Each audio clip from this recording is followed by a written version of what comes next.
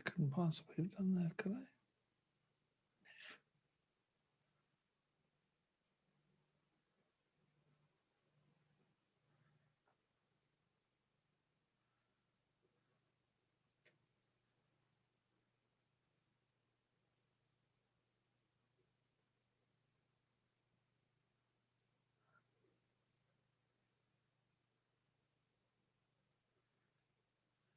Hmm.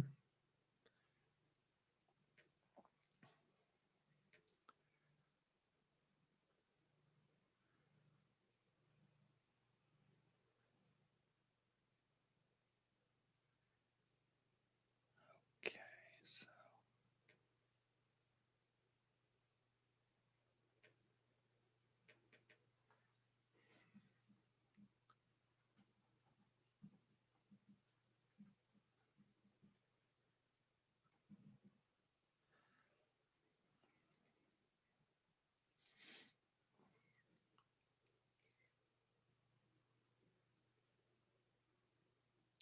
ooh, there we go. That's better.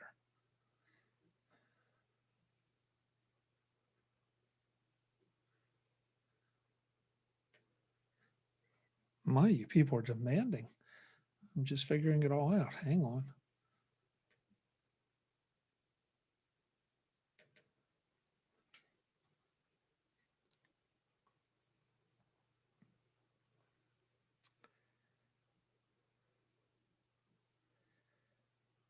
Okay, so beep beep to you too.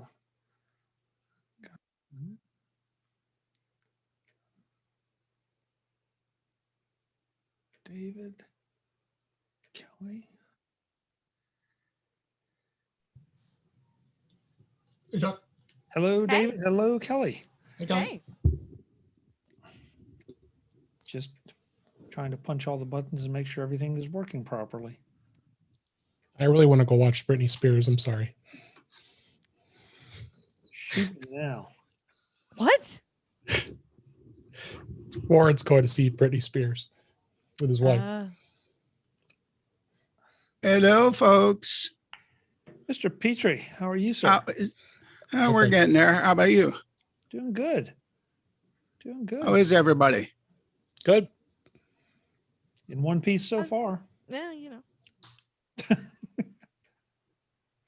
Hey, Dave, I really enjoyed that user group meeting Saturday.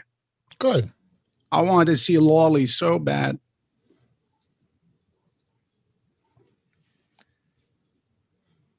Hey, he's good. He was good. You had Wally, David. Oh, Chris Lawley. Oh, Lolly, excuse me. I was going to say, Wally? I didn't see that on your agenda. Yeah.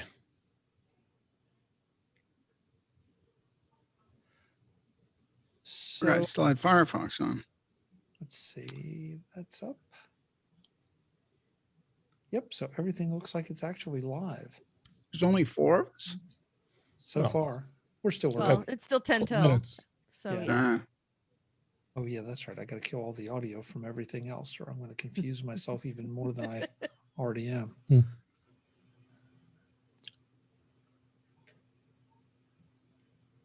So where am I getting? Oh, getting it from over here. Ah. No, I'm not. Yes, I am. There. Somebody say something. Something. Okay. Good evening. You know. Something. Yeah.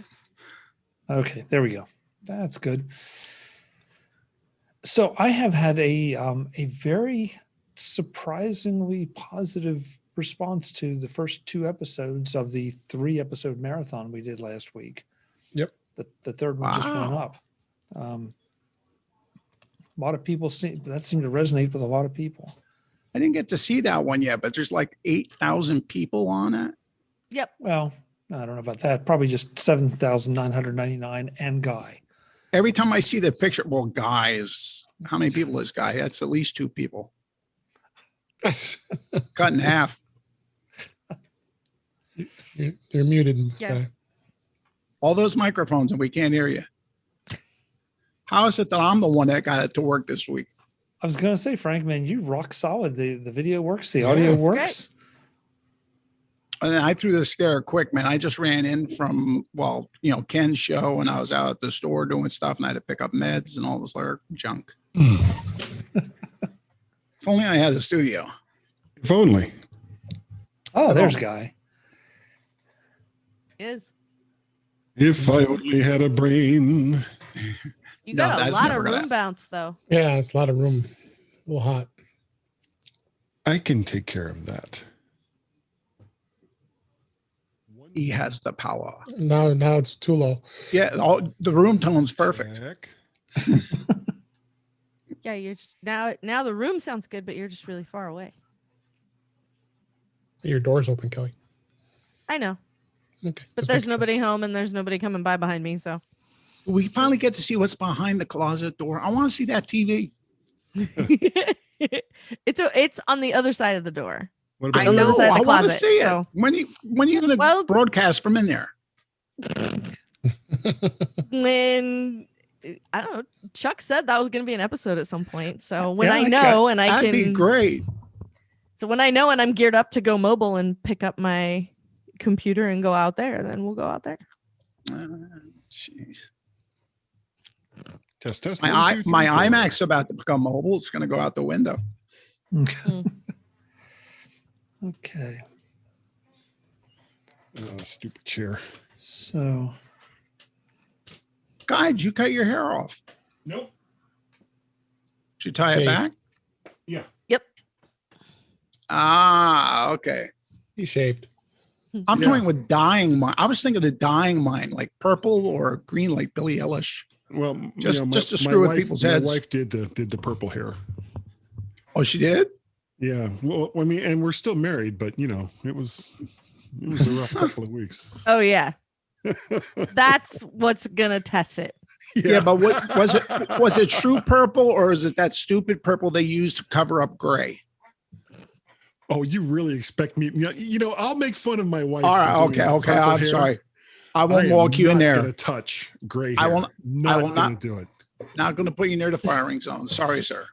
I mean, this feels just flat out dangerous already because I know. we are streaming. So, Guy, I'm sorry. Oh no, she's watching a old Charlie Chan movie right now, so I'm good. Oh, As opposed to a new Charlie Chan movie. Well, I don't know. hey, of any Frank, new you're like a ones. zingers tonight. I I know. know. I've been Oh. saving them. I've been saving them up.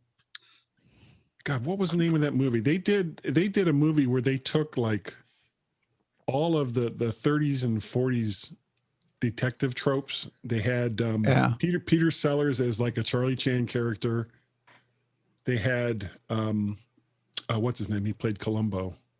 Peter Falk. Peter Falk. Peter Falk. Peter Falk is like a Humphrey Bogart character, and Wow. David Niven as This sounds familiar. David this a David 60s Niven's special? as like the Thin Man kind of detective. Yeah. Yeah, it was Peter Sellers. So yeah, it was back in Yeah. the day. Is that a movie or a 70s. TV special? No, this was a movie. This Movie. was a movie. And Peter Sellers, not Peter Sellers. Peter Falk actually did one called The Unwise Detective or something like that, where he was playing a very similar type character. Ooh. What was that? So Oh, there we go. we're still good on YouTube. Facebook looks like there's been a That was just like the problem. top of this water. That's a redundancy, Chuck. Haven't figured out how I'm going to set it up yet, though. Does anyone What's have that? any experience with like mirrorless cameras used as a webcam? Not yet, but I'm about using to. one. Yeah, I just picked up a Sony A5100. Yeah, I have an A6400. Okay, well you're able to use I Very don't know, blurry right now. Speaking of Macintosh. cameras, Yeah. It's not Macintosh compatible. It's Sony's software. you're blurry, that guy. I am. Yeah. Sure. Now it is. How do you know that's not like? You're going natural. in and out. Your auto. Zoom is going in and out. Yeah. Are your you on Zoom's having a hard auto? time. Probably. Let me open up Camo.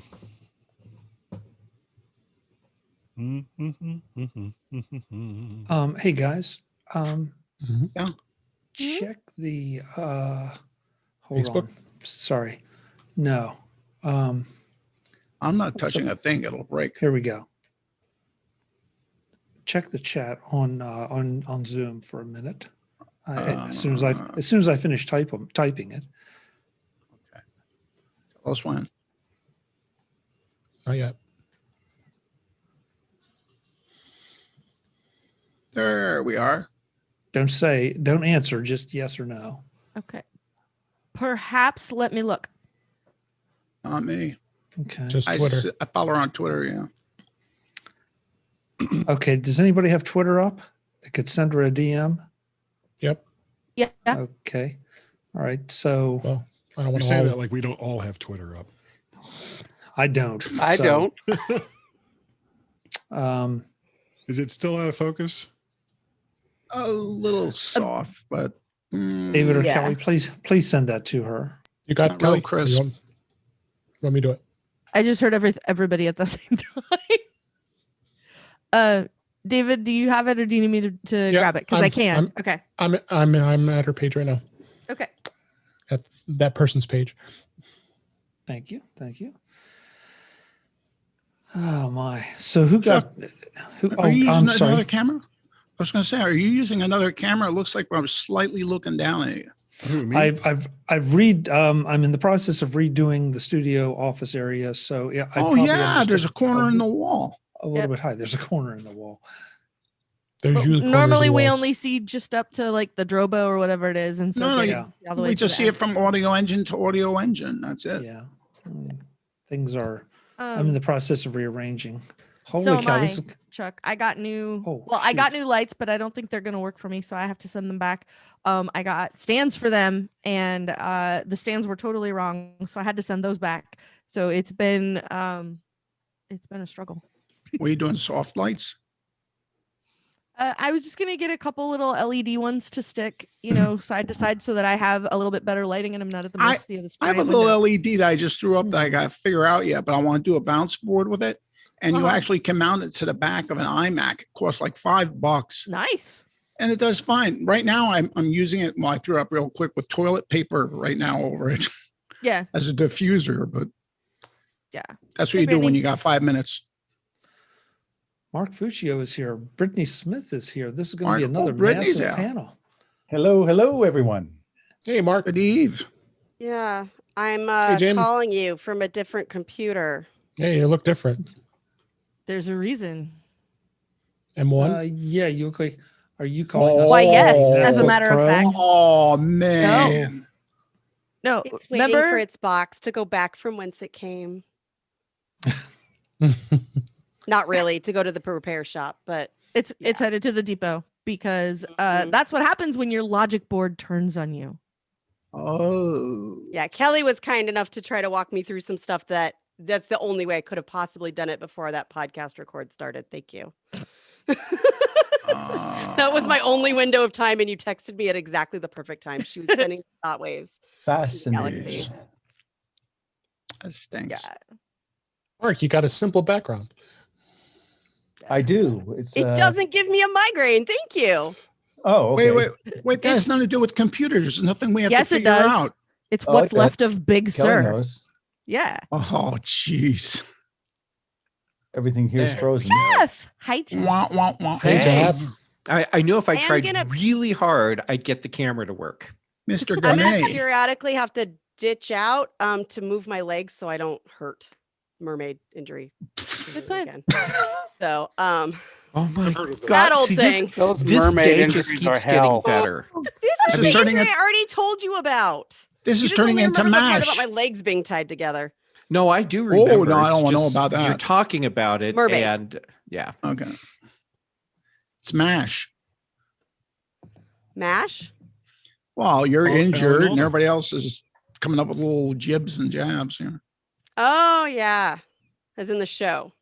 Not Yes. like the game that I played when I No. was 10. No. No. No. Ooh, Marina's coming. Yay. Yeah, so Fun. we have quite the panel tonight. Then I won't Mark- feel as bad when I have to ditch out for a few minutes at a time. It's okay. Kelly, No problem. are you Yes, into sir. Don Hertzfeld animation? Yes. Okay, you need to go hit Kickstarter because he has a new DVD, which is What's it called? The World of the Future. Mm. Okay. Oh, I know where you're headed, and I can't think of it either. you know what? Hold on. I can tell you because all I have to do is go and look at my Plex server. World of Oh, Tomorrow. gosh. Okay. Yeah. I hate Mm. Facebook so much. Anyhow, That's World of last week. Tomorrow episodes 1, 2, and I'm 3. trying to give Marina the link and they Kickstarter, insert Blu-ray. themselves. I gave her the link. Good Good. job. Well, she Yeah. should have it. Tell her. Marina, if you, Tell her she has No, it on Twitter. I just gave it to her in DM. yeah. Okay, cool. And Mark Fuccio has this big hole behind him. I don't.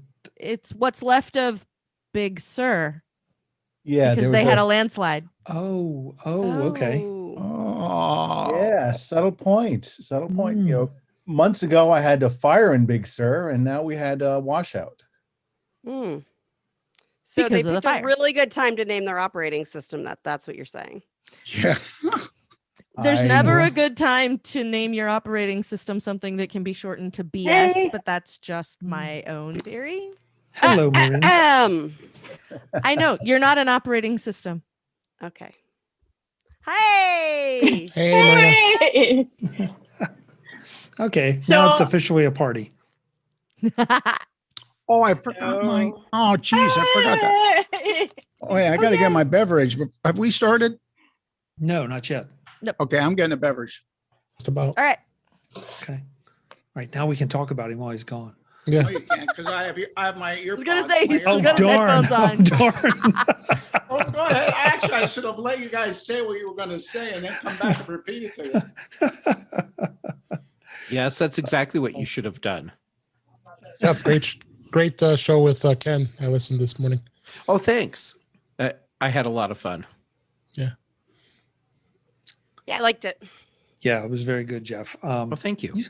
Now, I remember there was something that I wanted to mention to you, and now I can't remember what it was. So I have to go back and listen, Yeah, and then I well, can tell you.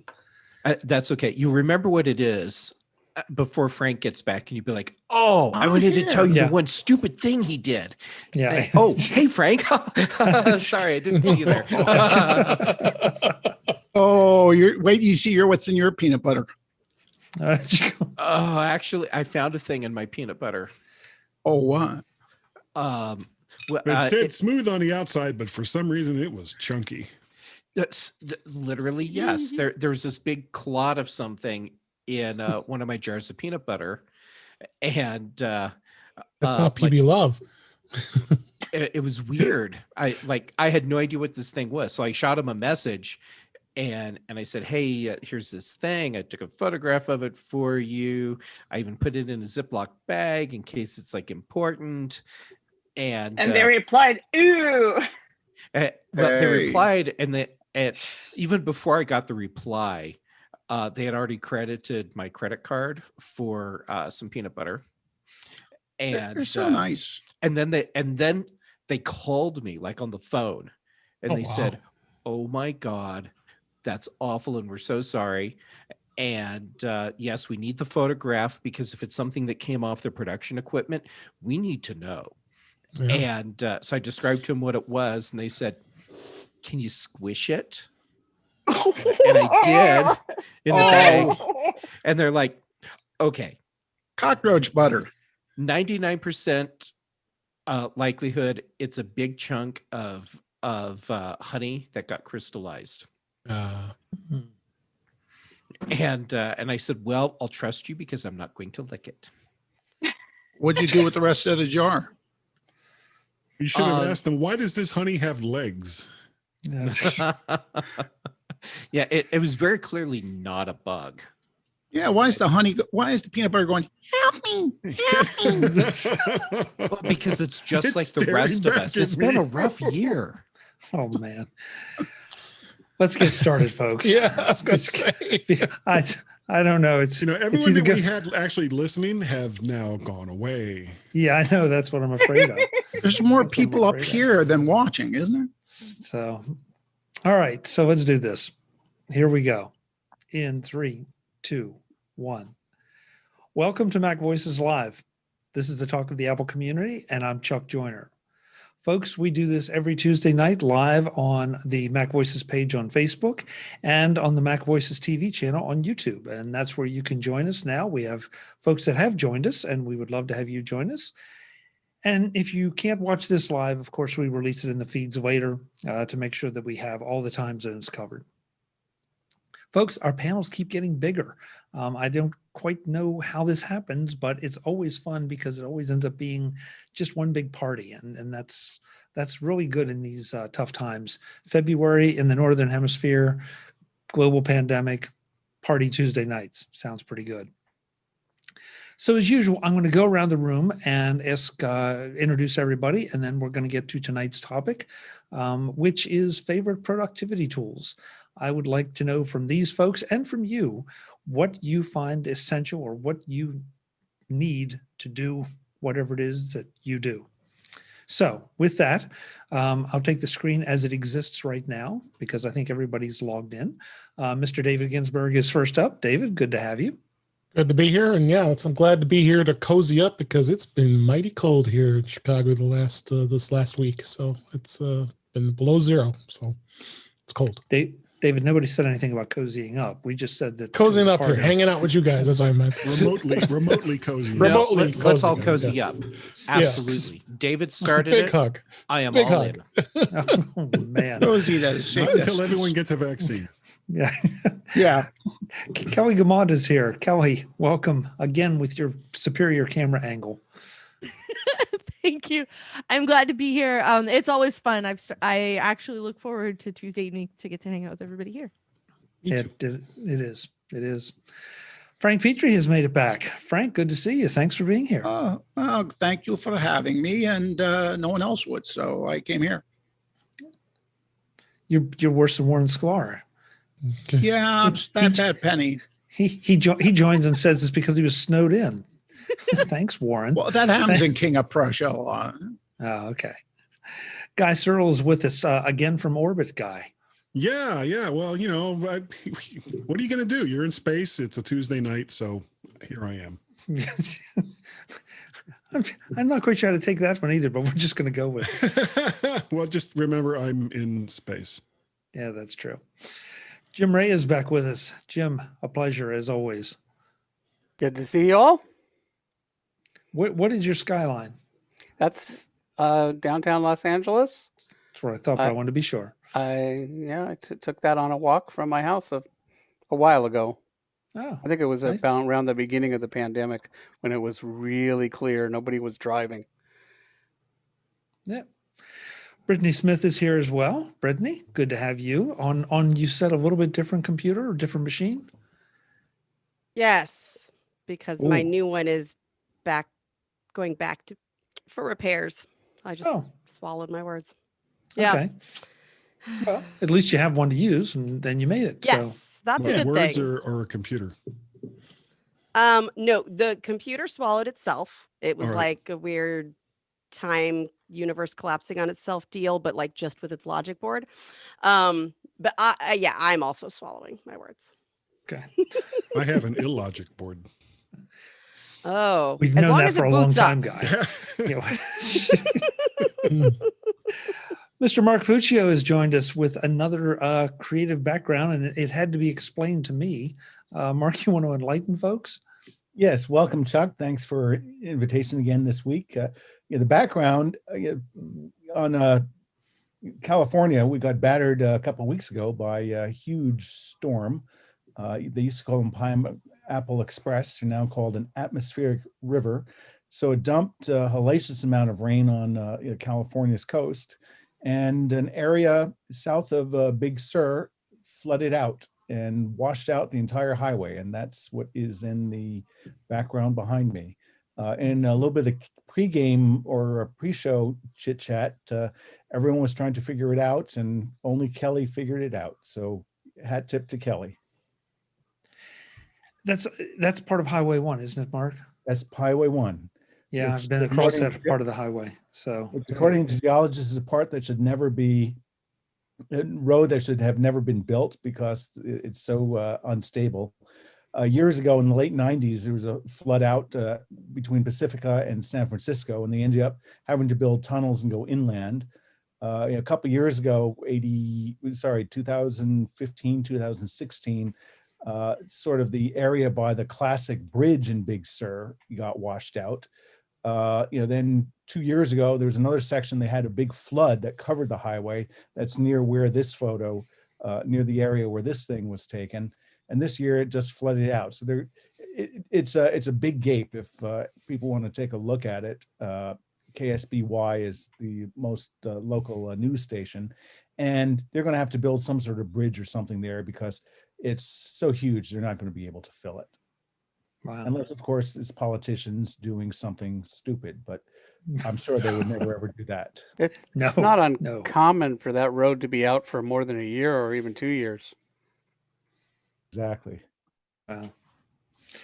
Jeff Gammon has also joined us. It's always a pleasure to see Jeff and his blue lights in the background. Jeff, good to have you.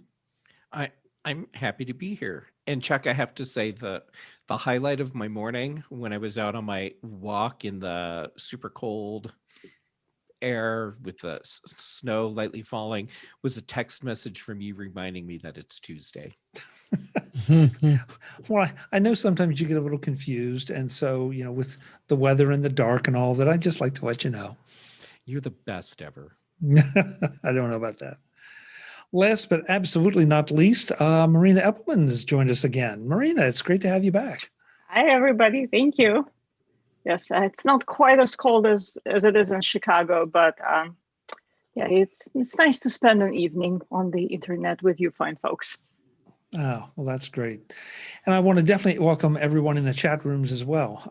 It seems that in the last few weeks, we've gotten more folks joining in. And so thank you for that. And if you have friends, bring them with you, tell them about this, because we'd love to have them chat as well and give us their thoughts and commentary. So guys, as I said initially, one of the topic for tonight is productivity tools, favorite productivity tools. What do you use that is essential for whatever you do? And I stress that part because, even though we're all podcasters or do things on the internet of one stripe or another, there are a lot of other things we do. And so you may have specific tools that are very specific to what you do. In fact, we had somebody even in the message board on Facebook today, I guess a programmer from Ireland that had listed off several things that he sees as lifesavers that frankly, I'd never even heard of any of them. So there you go. So I'm going to bounce around a little bit, but feel free to jump in, or as we've been managing things a little bit on the background, folks, we have a private Zoom chat to try to keep things a little more organized. So if you hear us reference something and you didn't see it, that's where it is and why you can't see it. So I'm going to start from the bottom up. Marina, I'm going to give you the first shot. What is a productivity tool or hardware, software, whatever that you find indispensable for what you do? So I don't know if it is completely fair to call it indispensable already, because I've been using this tool on and off for a few years, but since the beginning of the year, I tried to really give it its due. And this is a little piece of software called Note Plan. And right around the beginning of the year, I was about to say they, but I think it's just one guy who operates it, released a new version, which has a lot of niceties and improvements. And what it is, it's a note-taking app that uses the sort of essential subset of Markdown for its formatting and presentation. But what's nice about it is that it's plain text. It's localized, it's synced through iCloud, and it's localized to whatever device you're using. And it also connects with your calendar, and it allows you to schedule tasks, assign them to specific days. So in addition to being a note-taking app, it's also a scheduling or planning or task management, however you want to call it, software. And I've been through all the usual, note-taking apps. I've been through most of the popular task management apps. And what I like about this is that it lets me keep both the tasks and projects and sometimes extensive notes on those projects all in the same place.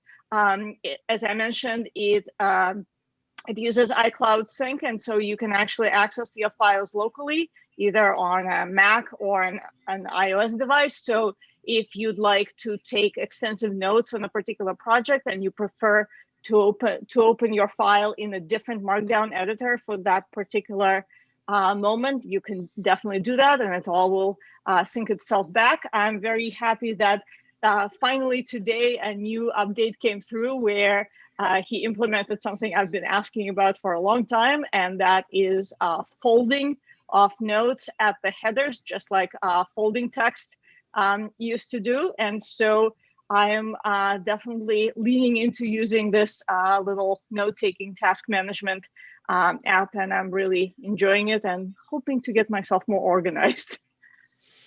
Doesn't sound like it's a little note-taking app. It sounds like it's a whole lot more, and it's gaining features as it goes.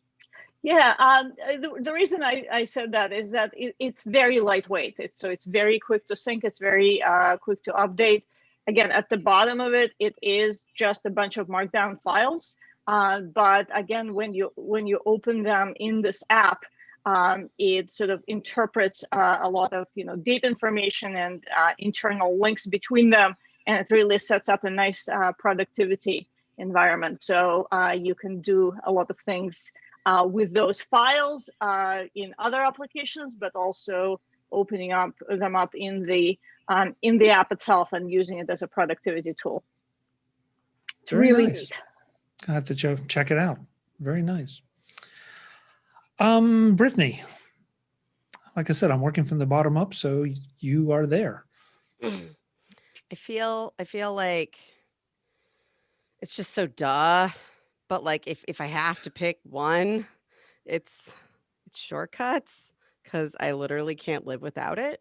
So yeah, it's shortcuts. So, but I'm assuming you are talking about custom written shortcuts, the ones that you create for yourself. Oh yeah. I mean, mine are so old they were workflows before they were shortcuts. I mean, some are new, but yeah, no, I've been running my business out of it almost as long as I've had a business, and it's completely indispensable for me. Business, productivity, personal, everything. It's so much of my life. Screen time doesn't show because you can run them outside of shortcuts as of iOS 14. And so it used to be that like a significant amount of my screen time report was shortcuts because it was just stuff running.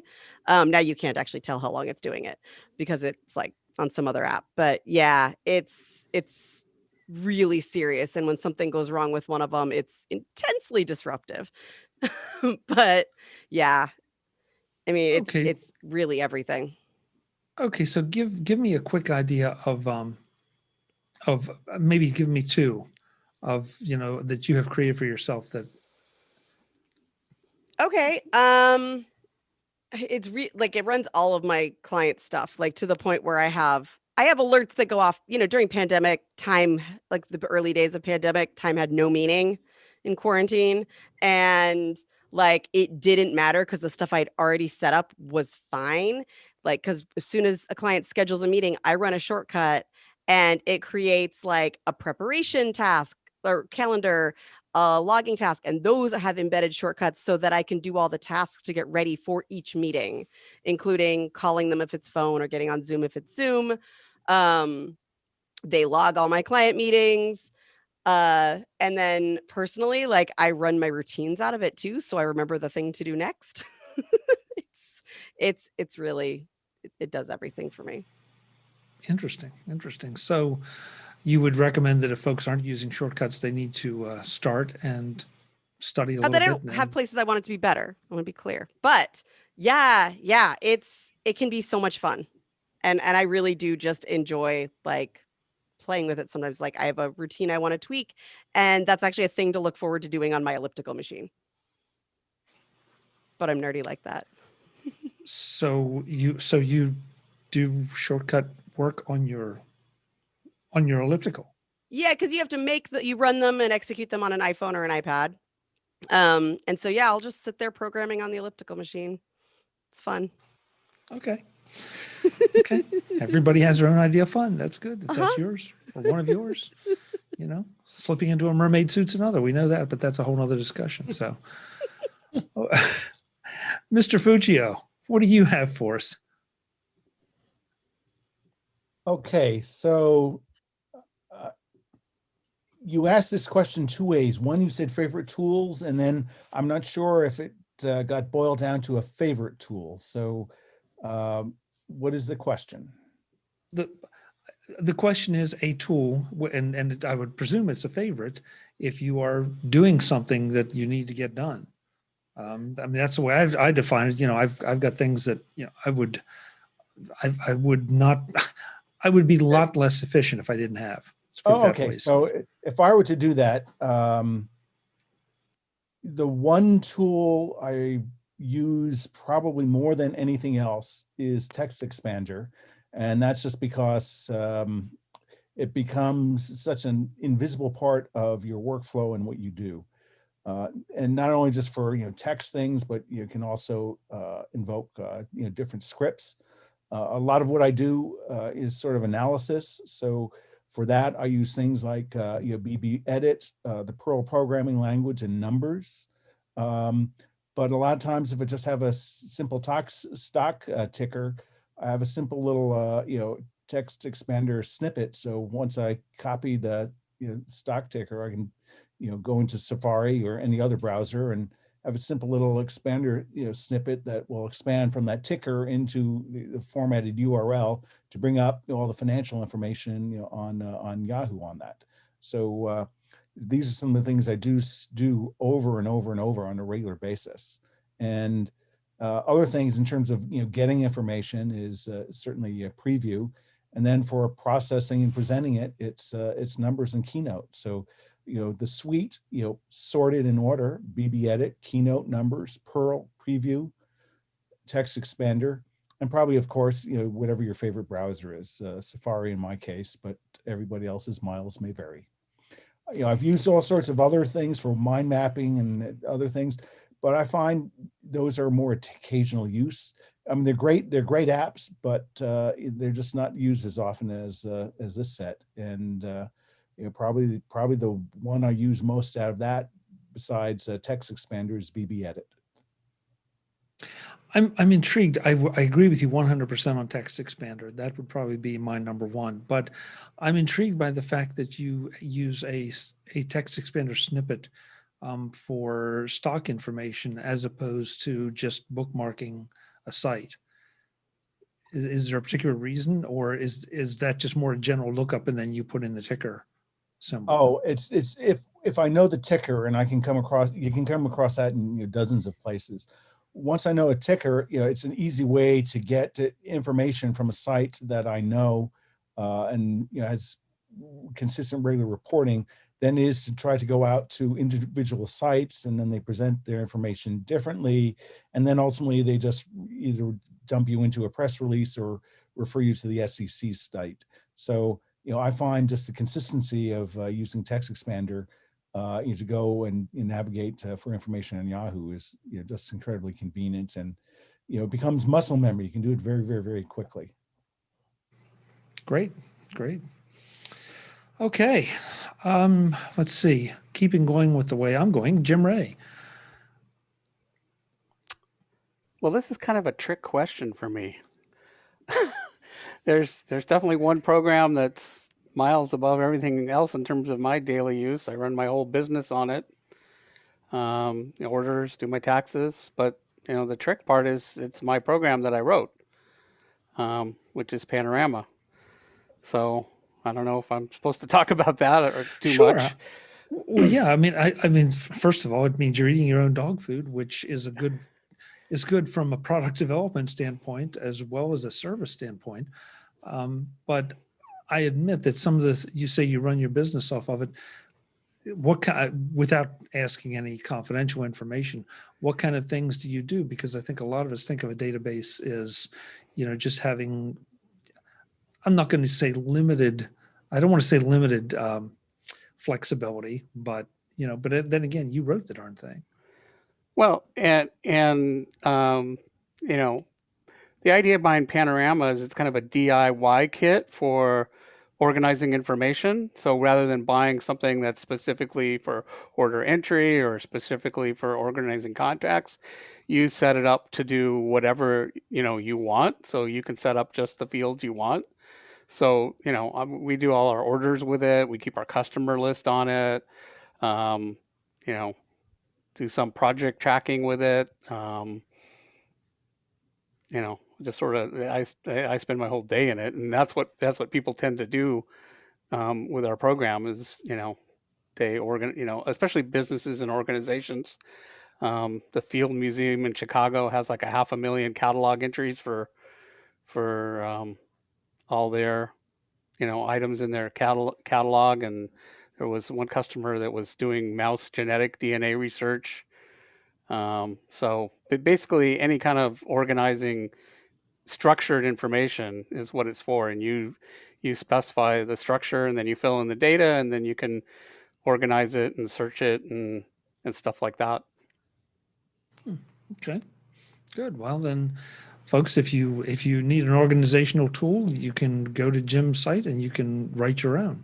Yeah, maybe. So, for querying, do you support your subsets so people know how to use SQLite and things like that? It doesn't use SQL. It's designed to be an end user tool, so it's got a whole it's very graphically oriented. So when you want to do queries, you can bring up with pop-up menus like, okay, find the name field contains this. And the date is after 2002 or whatever. If you ever used Hootspot, it's kind of like that for searching. And then it's got tools to cross tabs and summary tools, so you can say, okay, well, what were my sales in each category, over each quarter, and you can put that in a table or display it in a chart. Really easily, and then you can also build automations. It's got a whole language in it inside of it, so you can set up menu items or buttons and say, okay, well, this is what I need to do at the end of every week, and or every month or every time I do an order. That's just built into it. So people take, some people just sort of use it as is, and some people take it and customize and build, a customized solution that's very tailored to them. And we've even had some people that have built customized solutions and then turned around and sold them to other people. We had one guy that was a photographer, and he built a whole system for organizing photography businesses, and then turned around and wound up selling that to a couple thousand photographers over a couple decades. There was another guy that set it up to organize track meets. And so he sold it to a lot of colleges, and like Stanford, I'm not sure if they still do, but they were running all their track meets. And there was some track meet, I think in Iowa, where they have 30,000 people. And I remember Peter always used to say that the Olympics, he didn't do the Olympics, but he said that would have been easy because, at the Olympics, everybody's going to show up for their events. And, apparently at most college track meets, it's like people decide at the last minute, I don't feel like it. So he was like doing things like lane assignments and stuff like that, on the fly. And apparently he would sell, the Panorama, there's other programs like FileMaker is a competitor of ours. Panorama, the big feature of it is it loads all the data into the RAM. It doesn't use the disk to actually operate on the data except to save it. So obviously the RAM is really, really fast. The guy that did the track meets, Peter, he used to say, it just sold itself because at the end of, event, like they would have the results up in like 15 seconds. And all the other coaches would be like, how did you do that?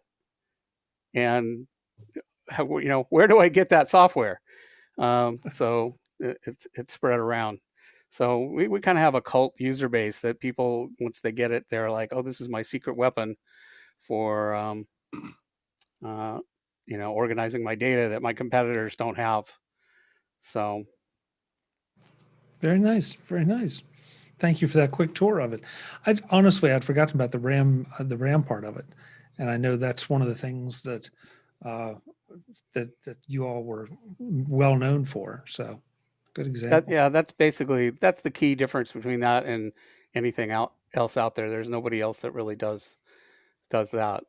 And these days, computers have so much RAM. We had somebody recently that had a tech support question that was doing COVID research, and he was importing some sort of COVID data. He didn't tell me what it was, but it was 62 gigabytes of data that he was loading into RAM, and it worked. It was taking him 14 hours, and he wanted to know if he could make it any faster to do the import than 14 hours. And I was like, my gosh, 62 gigabytes, that's a lot of data.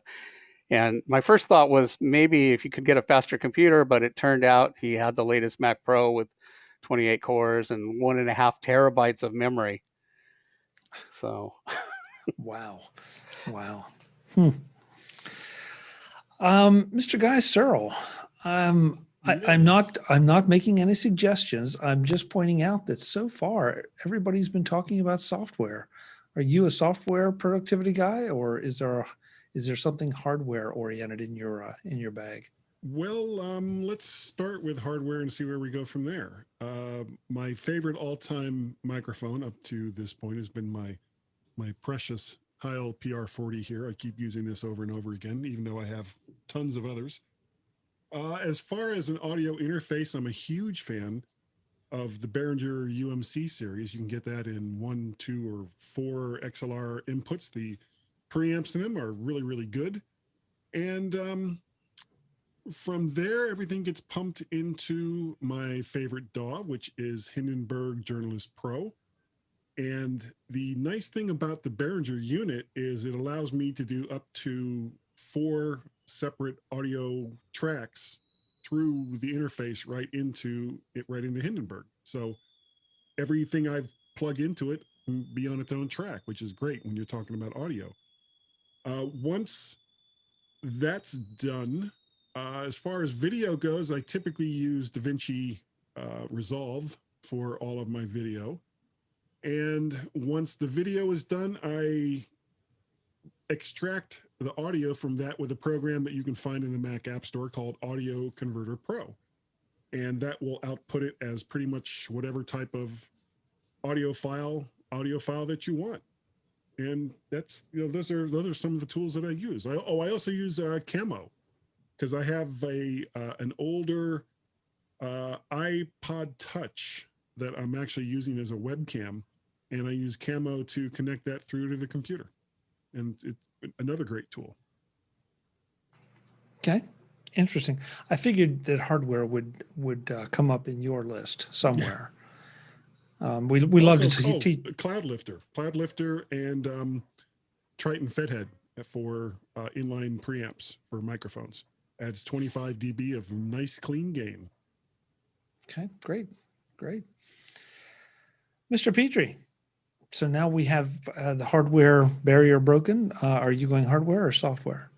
I'm going to go software. I, at one point years ago, I write software reviews and hardware reviews, but several years ago, I spent several months in a rehab, but I was still writing for Screencast Online and using Ulysses on my iPhone.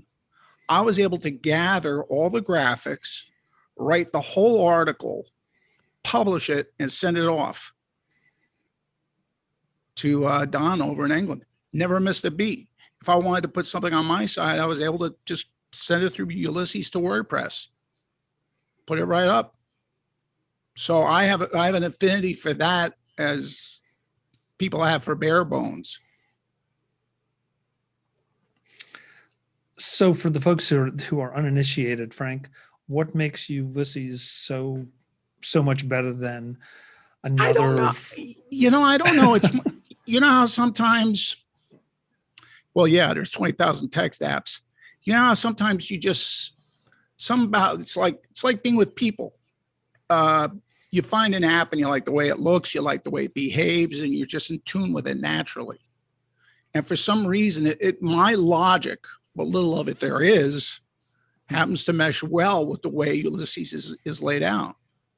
So I keep everything on there. I keep journals, video ideas, stuff I write for other podcasts and stuff like that.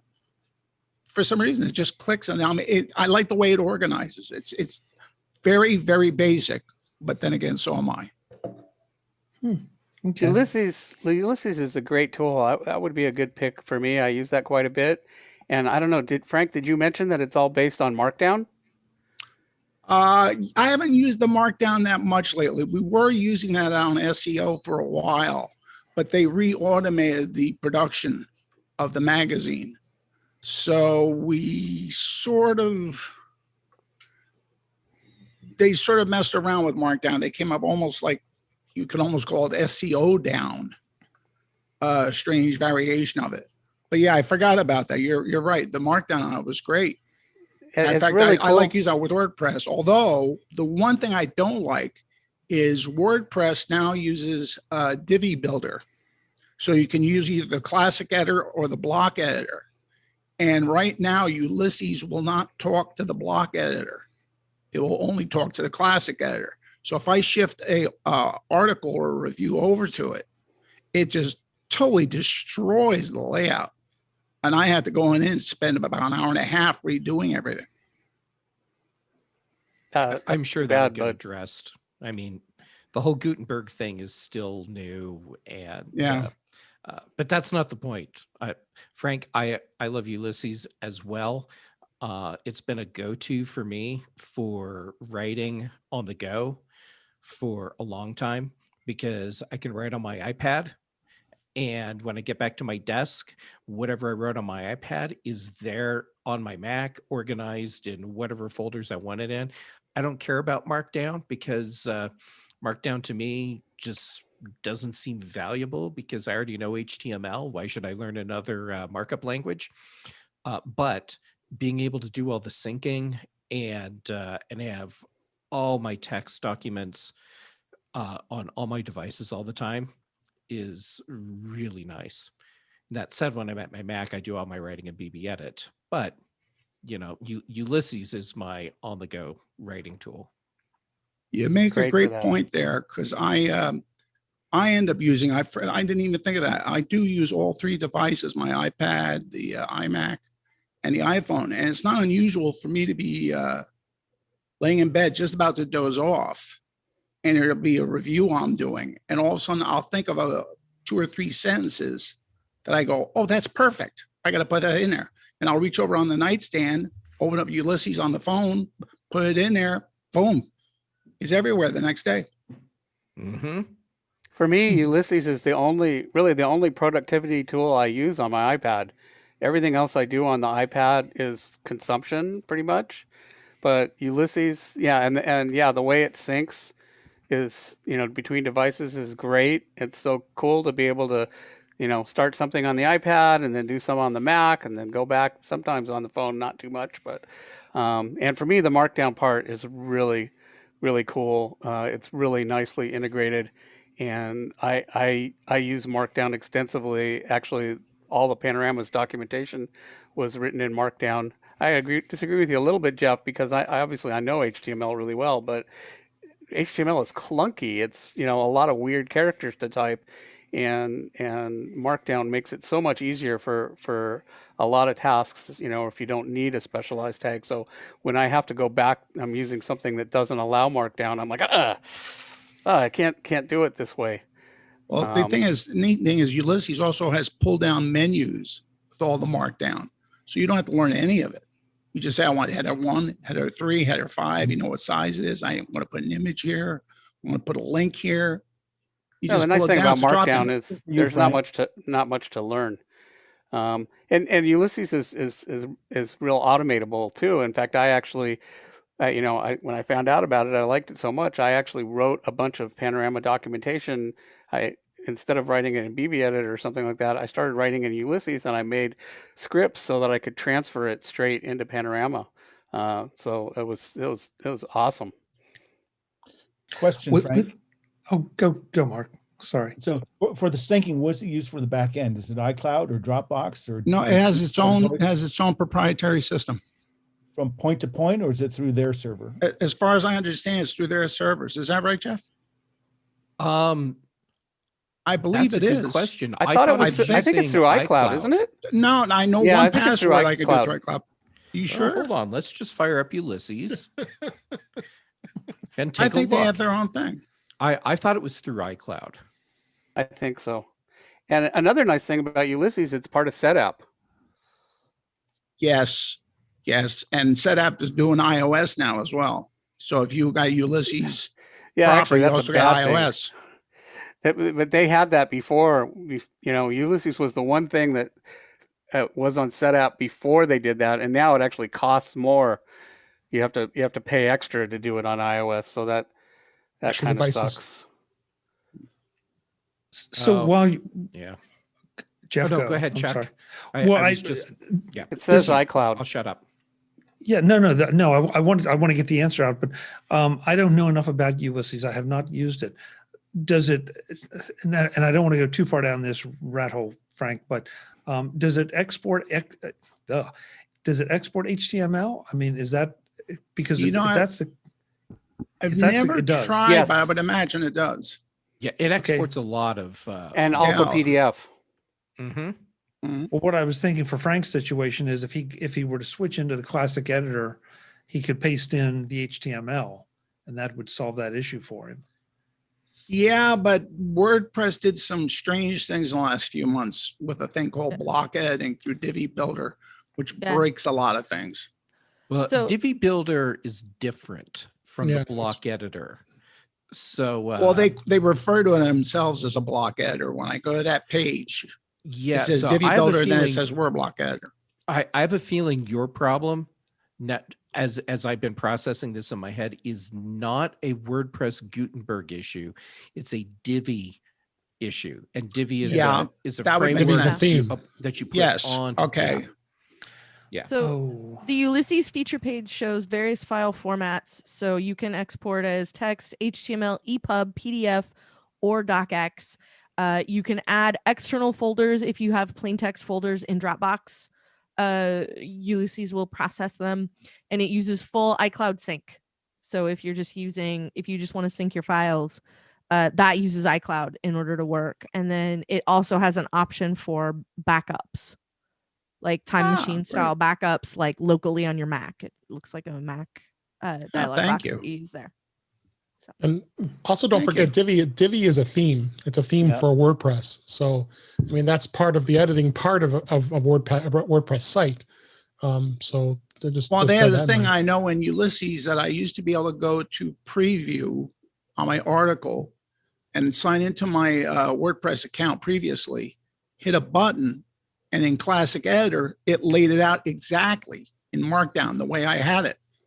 It won't do it if it happens if for whatever reason I haven't found a way to switch it. It wants to default to Divi when it gets in there. Yeah, that's part of the theme.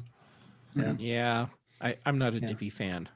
I know we're not doing a Yeah. WordPress show, but boy, I could turn it into one real fast. I was if gonna Like. say, it feels like one. well, You'd maybe have we'll- help. Yeah, Oh. maybe we'll have to do a WordPress show. That's a good idea. There you go. Hey, Kelly, you're up next. But before you do, I want to invite the chat room folks to throw in their ideas for some of their favorite productivity apps. If we haven't mentioned yours, or if you haven't, you just want to pile on, by all means, please do. Kelly, what do you got? Because you do a diverse bunch of things. I do. I'm gonna treat this the way we normally do. Like over at the Incomparable, we will do episodes that are called drafts. So if somebody picks something, then you can't pick it too.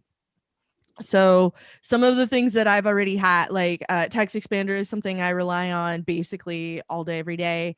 A microphone, because I do a podcast every weekday. So I have a Blue Encore is what this microphone is.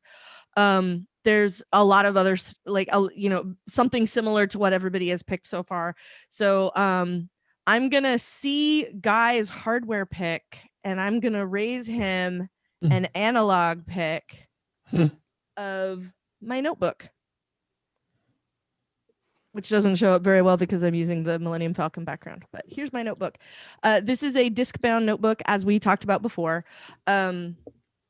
When you had Mike Schmitz on, and he was like, yeah, I tore everything up and like started over with productivity. And I was like, wait, I need to ask you a bunch of questions about your notebook now. So this one here is a full-size notebook, like 8.5 by 11 paper. And you can get one of these for like $10 at Staples. I think Office Depot has something similar, because the secret is the disc bound. So it's these little plastic discs, and you can pull things out and put things back in, and they make all kinds of pages for them. So you can get dated pages if you want a planner. They have to-do list pages. They have just lined paper so that you can do that sort of thing. Graph paper, if that's, if you're looking to lay something out. And not only do they come in great big sizes, but they come in very small sizes too. So I have a separate one that I use for totally other things. So plus it gives you another surface for stickers, which is always nice to have, Is more that room sea for monkeys stickers. on top of there? No. No. I know that's the Incomprobot, which won't show up now. Yeah. So, if I have an opportunity, there's going to be a Doctor Who sticker involved. So, this is what I would say is a thing that helps me for a bunch of reasons. Number one, I type way faster than I can write anything legibly with a pen. So, and yes, it's a Hello Kitty pen. Unless it's a Star Wars pen, I have several pens. But the thing about it is that, it forces me to slow down when I'm writing something. I have to stop and think about it. It also helps sort of etch it into my brain as a thing that I'm doing, because physically the act of writing it sort of enforces it better than just the typing does. So like if I'm sitting in a meeting and need to take notes of what somebody's saying very quickly, and I need to make sure I have a good record of that to refer to later, then I will absolutely type. But if I'm sitting down to like lay out what's going to happen in my day, that sort of thing, I'm going to do it on paper. Or if I'm taking my own notes from like something that I'm learning, then I will write those things down, because it helps me slow down. It helps me focus on what I'm writing. It helps me make sure I'm writing the parts I actually need to write down. And I will sometimes take some quick notes and then go back and fill those things in later, or it'll be the start of something that ends up being something that I do type into my computer. But like the beginning of a whole lot of stuff that I do and that I work on and that I keep track of starts in one of these. So that would be my pick. That's interesting, Kelly. I know that we've talked a lot about analog versus digital, and the fact that interview with Mike, I know he got me started in that direction too, and I have found some definite. Yeah, I am too, because I found some definite advantages. There's so many things I love, so many apps, and I especially like notes for sort of what they were what the guys were talking about. Ulysses doing, syncing back and forth. But there's still something, unfortunately, when you're on the phone, even though I can touch type, it still is, you got to look away, call up the right document or the right app. And but we all know, since we were kids, how to reach over, grab a pen. And even if you're just scribbling a note down completely raw and free form, you can do it without anybody really paying attention. So good choices. Mr. Ginsberg, you ended up last here, so I'm gonna let you run with it. What do you got?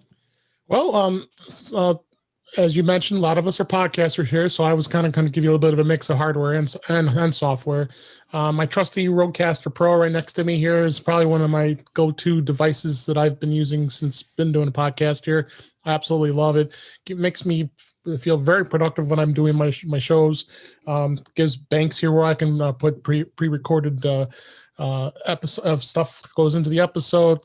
Gives me a lot of good granular control, and then matches it nicely with my Rode pod mic. So Rode makes some really good stuff, and I threw a cloud lifter in there too. As Guy had to mention his cloud lifter. So So I and of course Sky influenced me a little bit on the mic and setting choices. So, but the Rodecaster Pro has been my go-to device for quite some time in the podcasting. It's been making me sound really good too. So, you guys mentioned SetApp. I absolutely love SetApp. I mean, I don't know how I can live without SetApp at this point because there's just so many great choices of apps that are available in SetApp these days. A couple of them that stand out for me is, monitoring all the news because I with my podcast, talking a lot about news stories for specifically Apple. News Explorer is one of my favorite apps for RSS feeds. And I even got the MacVoices Flipboard page in that feed. So go watch any stuff that you're posting. So, and then, two other ones that'll stand out. I use a short menu because I like to do a lot of copying of URLs, and it does that shortens them very quickly and easily, which makes it a lot easier for me. And then they also have another app called Text Sniper that allows you to copy anything that's in a graphic format and turn it into text. So those stand out. And then finally, I'll just talk a little bit. I've been using this app forever, and people probably think I'm a little crazy, but I don't think I'm not. But TechSmith, big company that makes Snagit. Snagit, I think, makes a great screen capture program. I've been using it for years and years on both the PC side and the Mac side, and they've gotten a lot better on the Mac side. I pay a yearly license on it. I think probably of all the screen capturing programs out there, I find it to be the most robust, giving me a lot of flexibility and being able to copy, paste things and put things in places that I do all the time. So, those really stand out. One more honorable mention too is I do from time to time download YouTube videos and audio whenever needed. There's another great app made by Softwarino, the YouTube Converter app.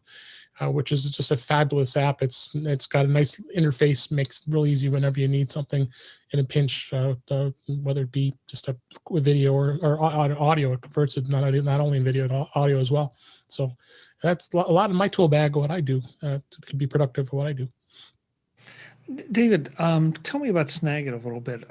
I'm intrigued. I've tried a couple screen capture utilities, and I don't know whether I'm just not doing things right or what, but it seems like my screen capture needs can be completely addressed by what Apple gives me. Sure. And I'm probably being naive about that, but I just find that, I don't find need for some of those. They end up kind of getting in my way. And that's not putting them down. It's just that for me, it didn't work. What works for you so much better with Snagit? I really like the way the themes that you can set, the way you can control it. It's granular. I mean, you've got the quick shortcuts in the case of the Mac. You do Command Shift C, puts it in the copy mode. I like with the hairpins are giving you places where it can copy. If you want to get a scrolled web page, it's got all those all built into it.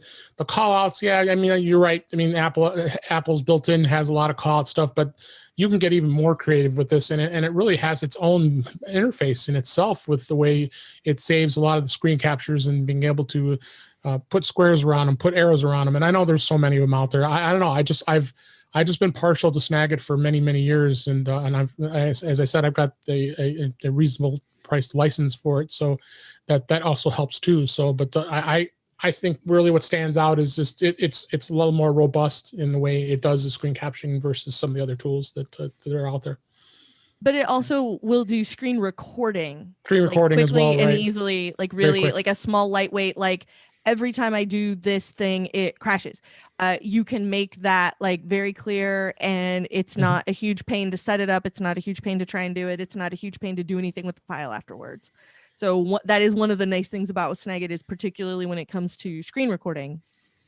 Yeah, I forgot to mention that's that. what's nice about it. And I forgot to mention that. Thank you, Kelly. Is because of course they also have a companion product called Camtasia, which is their video similar to what ScreenFlow does, but it's really expensive. And for a lot of the needs of most people that need video capture and the combination of video capture and screen capture, I mean, Snagit is just fine. I mean, and it's not that terribly expensive. Even if you buy a one-time license, $40 is about all it costs to do it.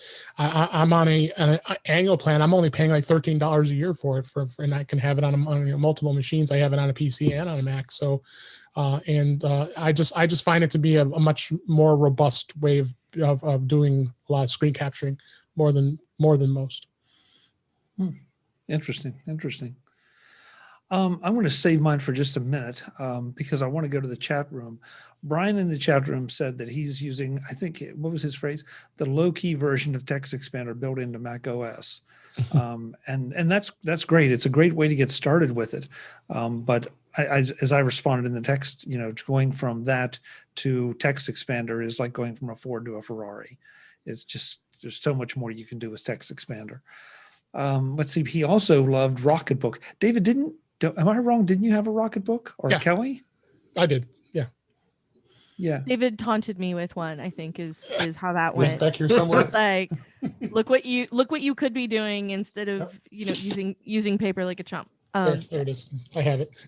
Yeah, it looks super nifty. So yeah. Yes. So that was one of Brian's picks.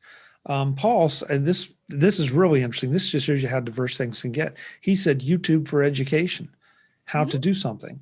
Yeah. And he's right. I mean, you need to change the filter in your refrigerator. You can find somebody that's made a YouTube video out of it. Yep. Everything's on YouTube. Not a very interesting video, but it's there. But if you need it, you need it. Yeah. What you're doing is inherently not very interesting when you're trying to replace the water filter in your fridge. So, like, those kind of things are helpful, or things that maybe you don't know. It depends on how you do it. When I change a water filter in my refrigerator, it gets very exciting. Okay, that may be true, Florida man, but for the rest of the world, I didn't say I did it correctly. For the rest of the world, like there's a lot of other stuff that you can learn or like refer to how to do something. So I've done a load of projects around my house that because I was able to find it on YouTube, like, oh, it's really not that complicated to replace the screen in the frame that I have for this window. It's really not that complicated to replace the faucet in the bathroom sink with replace the one I hate with one I like better. And so if I sit down and watch some videos and get an idea of like what I'm in for, I can tell, is it, is this like, do I need to call in backup on this, or like, is this a thing I can handle on my own? And so like being able to have some idea what I'm in for before I start is also really nice. Like I use a lot of YouTube video for boring how-to stuff all the time. Yeah. I mostly use it to make sure that I actually don't do something. Yeah, that's what I'm looking for, is this thing that it looks like you're supposed to unscrew, don't unscrew it, Okay. That's helpful because I'm the person that will do that. So yeah. Yeah, but the trouble is you have already unscrewed it. Yeah. Jerry in the chat room said mine is Keeper Password Manager. He says I have a lot of passwords that I have to manage for my clients. Yeah. From a productivity and a security standpoint, good job. Plus one password managers. Yep, I use 1Password, but any way you take it, a password manager is better than no password manager. Yeah. Well, and a password protected document. Yeah, exactly. Or the XYZ section of your address book. That's good. Don't give anybody ideas, Kelly. That's not good. I don't have to. Those are ideas people have already had, Chuck. Okay. The plus one, like in broad strokes, there's a lot of other stuff I use that like I was sort of like picking one thing in particular with notebooks, but I use Text Expander loads. I use Text Edit all the live long day, both on my personal computer and on my work machine. And part of the reason I love Text Edit the way I love it is because it's bare bones. It's not fancy in any way. It's not trying to get in my way. It's not trying to help me write a business letter. It's not trying to help me anything. Like, you have a blob of text you need to hold on to, I got that for you. I'll have it here when you get back. The end. I use drafts for quick hits constantly. If I'm not writing it down with a pen in one of the notebooks over here, I am probably putting it in drafts in one way or another. If it's something that just came to me, like I can do it on my phone. I can do it from my watch. I can do it from my computer, like whatever Apple screen I have in front of me, literally any of them. I can use drafts and make sure that when I'm at the other machine at the other Apple screen where I need to do the thing that I wrote down in drafts, there it is. I open drafts and measure stuff. Like I take measurements for things because I have to, because I watched a video on YouTube and got a bunch of ideas, and now I have to go to Home Depot. So I will go measure a bunch of things, and those measurements live in drafts where I can get to them very easily. Later I will sit down and part that stuff out. Like I have a data store where all the house stuff goes. Like every time I have to measure something, I have a data store where like work project stuff sort of goes, where I have, the archive of stuff I've come across there.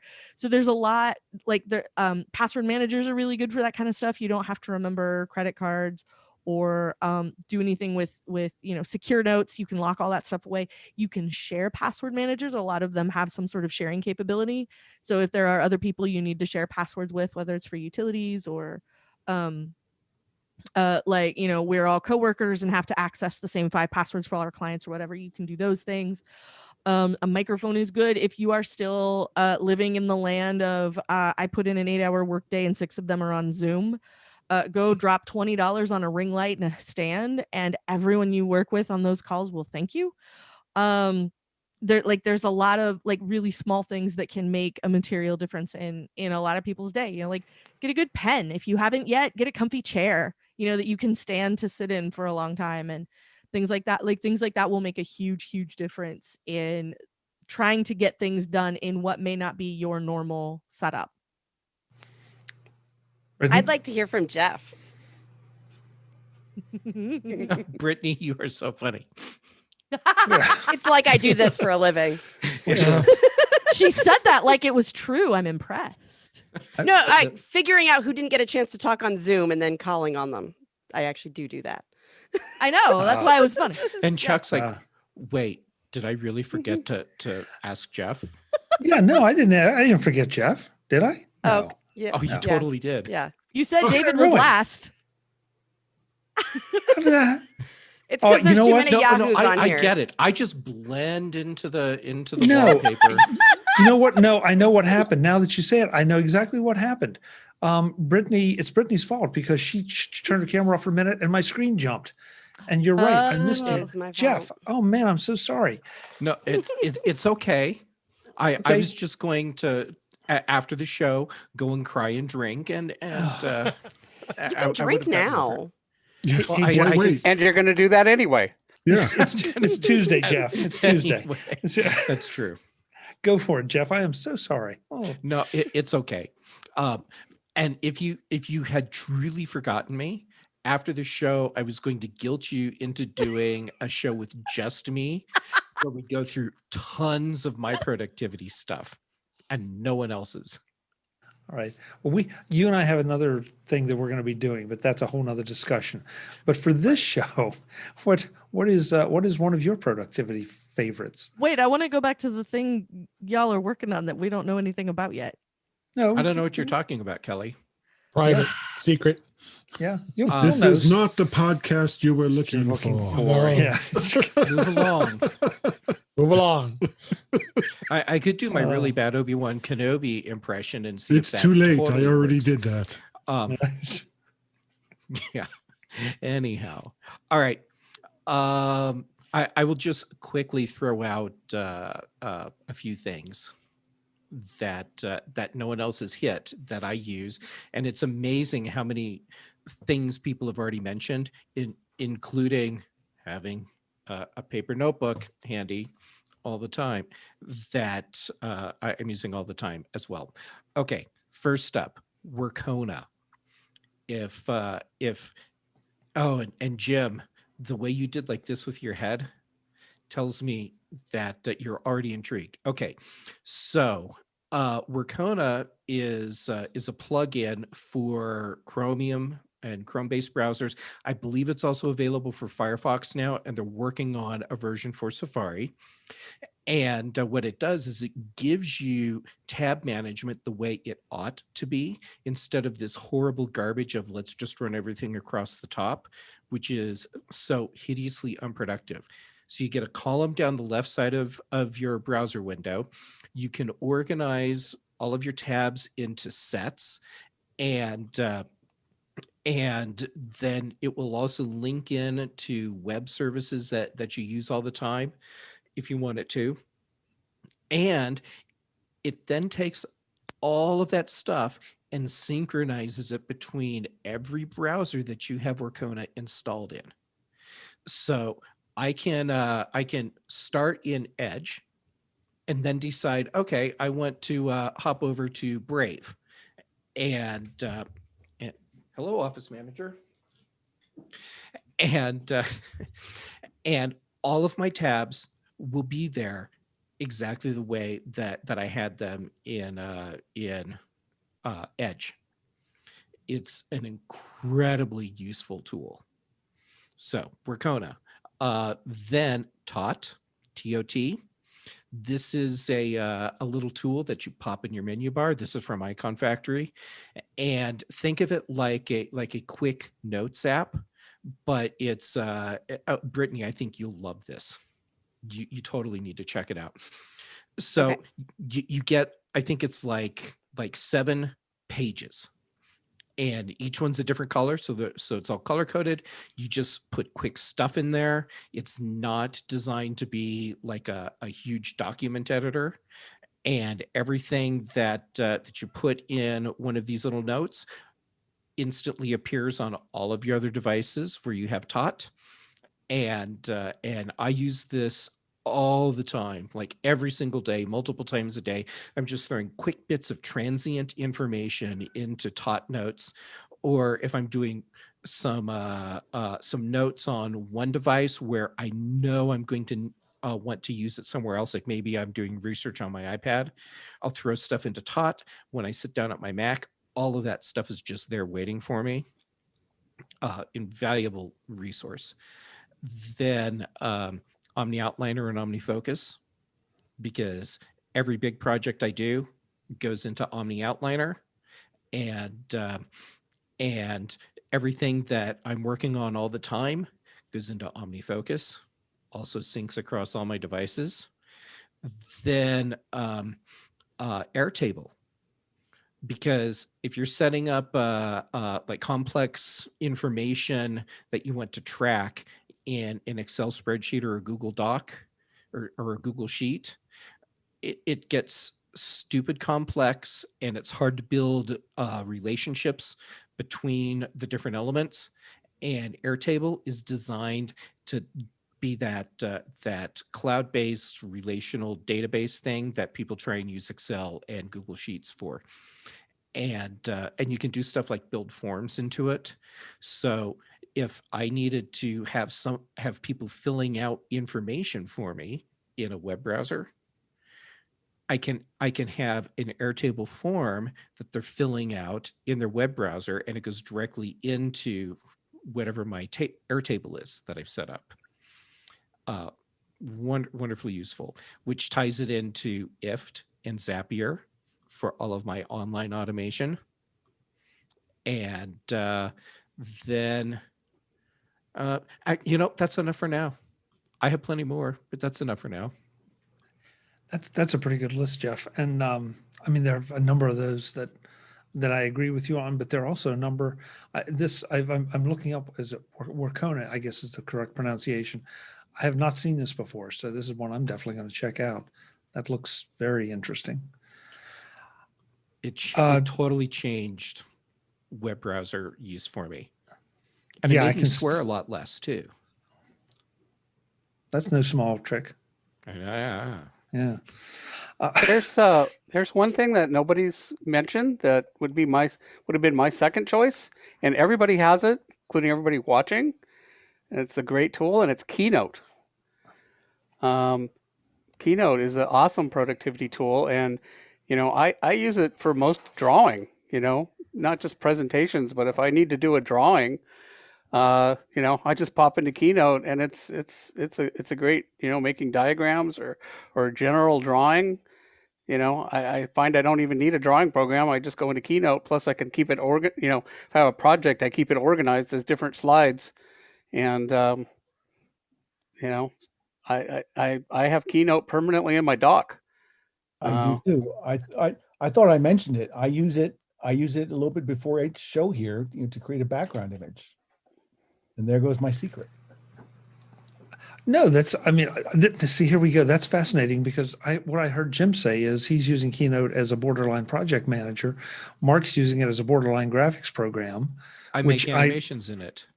Yeah, you can make Mhm. animations in it. I mean, it is such a versatile program. It's a shame to think of it as just a presentation program. Yeah, A couple actually- more. Go, Jim. Sorry. Well, I was going to say another thing I do is I use it with ScreenFlow to do video projects. So I'll make all the titling in Keynote, and sometimes animations too, and then bring those into ScreenFlow, and it's great. You can make really easily make these great videos with titles and animation and stuff, and it's really easy to bring the stuff across. So that's sort of my secret weapon for video stuff. Yeah, and you can also just export straight out of Keynote as a .mov file. Well, that's actually what I do.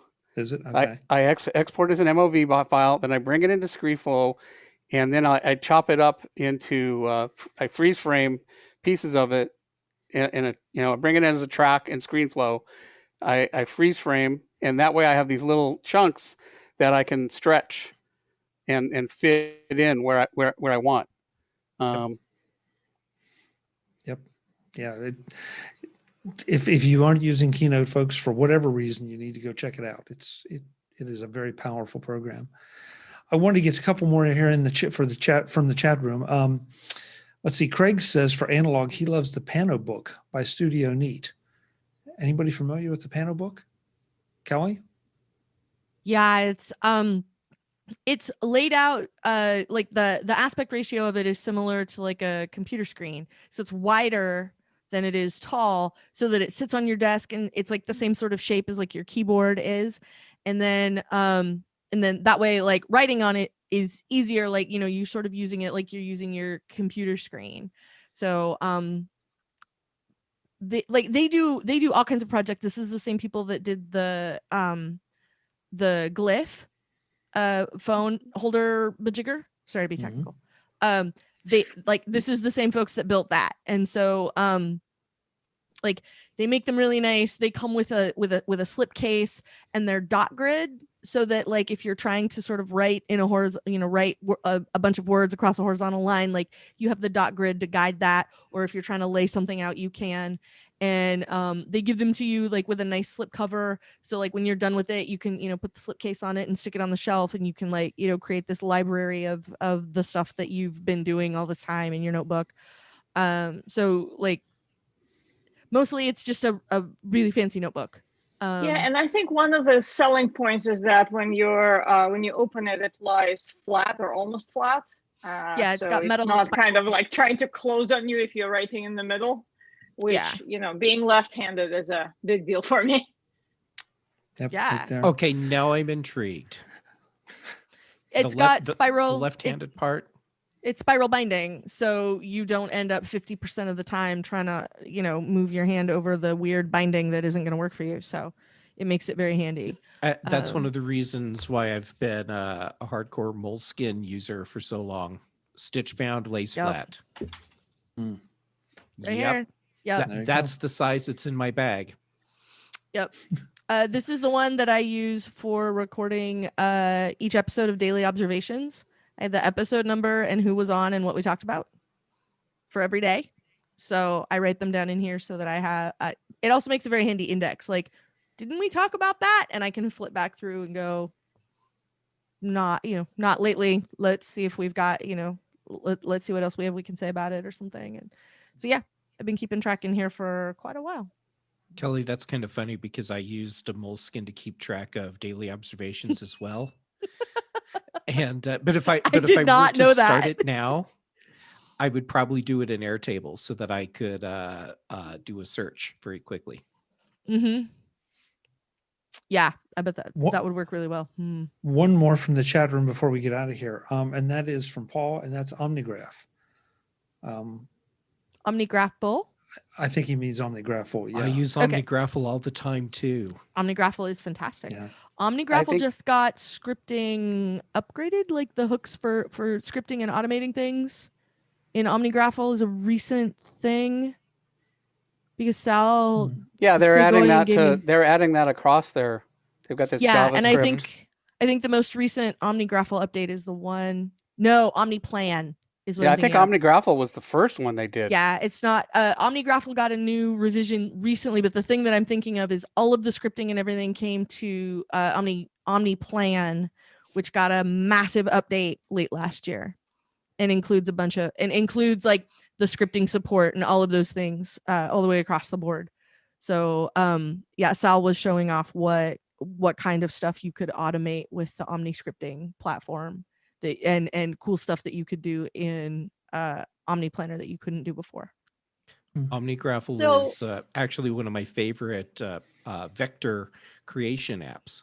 Mhm. And if I need to make vector art where it's going to be relatively basic and doesn't need something like Adobe Illustrator or Affinity Designer, I'll create it in OmniGraffle.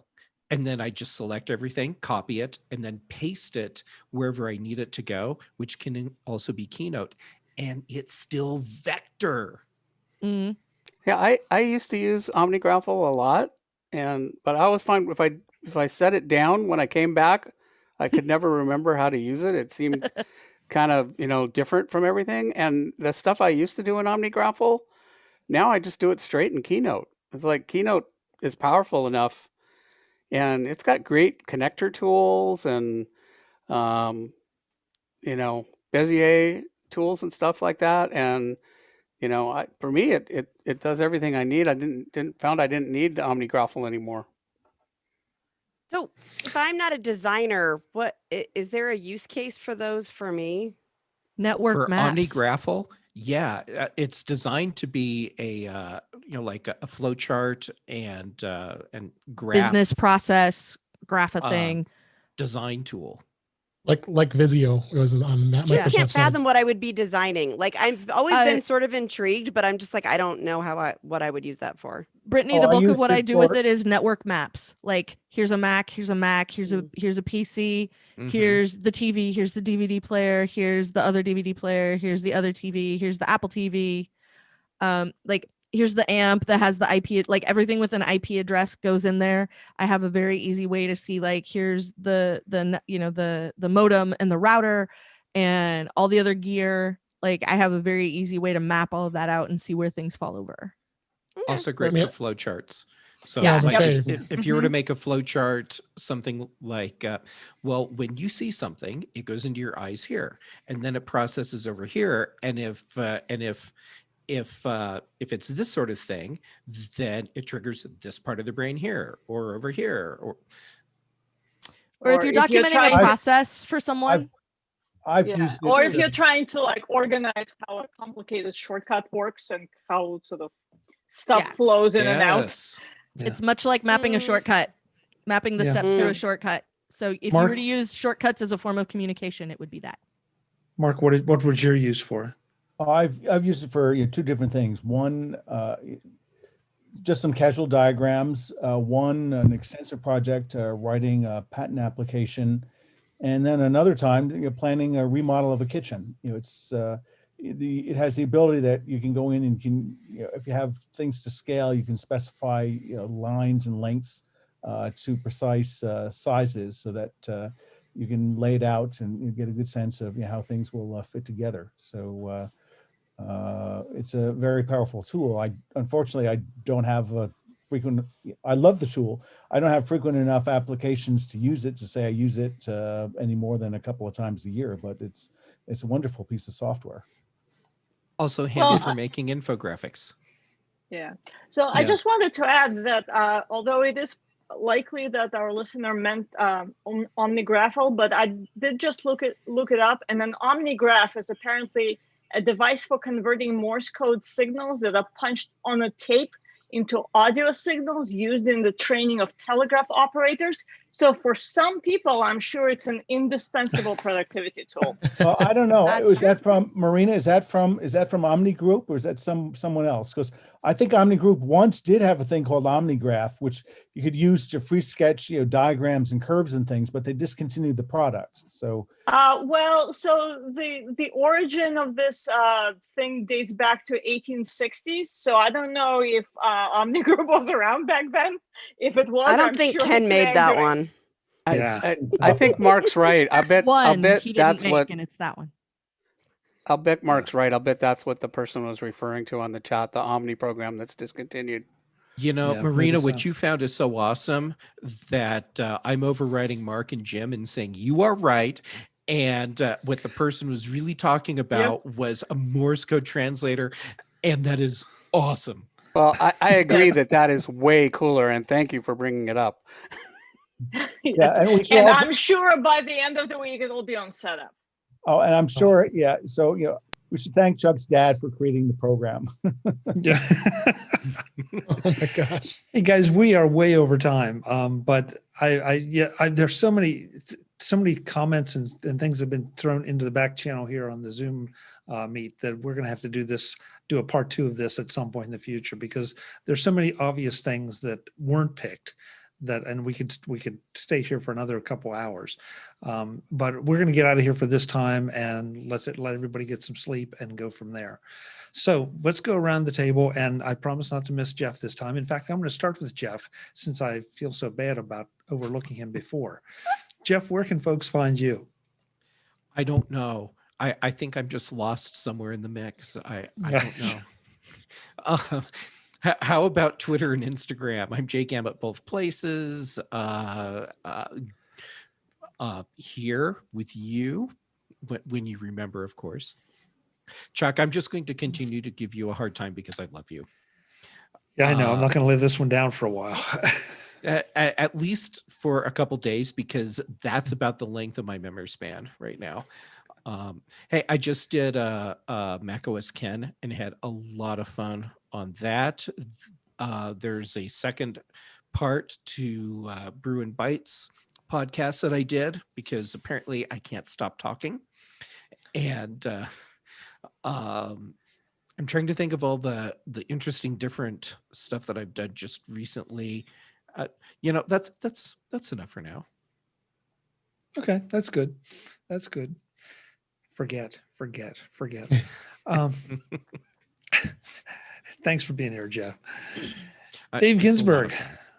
where can we find you? You can find me at In Touch with iOS at intouchwithios.com. Do the podcast there. I'm also on Wednesday nights with Guy and Warren on the Mac to the Future Go live cast, and we can hang out there. I'm on the Mac Show occasionally, and you can also find me as president of the Apple User Group in Chicago, Suburban Chicago Apple Users. So we've had some great times there, and you also can find me on Twitter at DaveG65. Thanks for having me, John.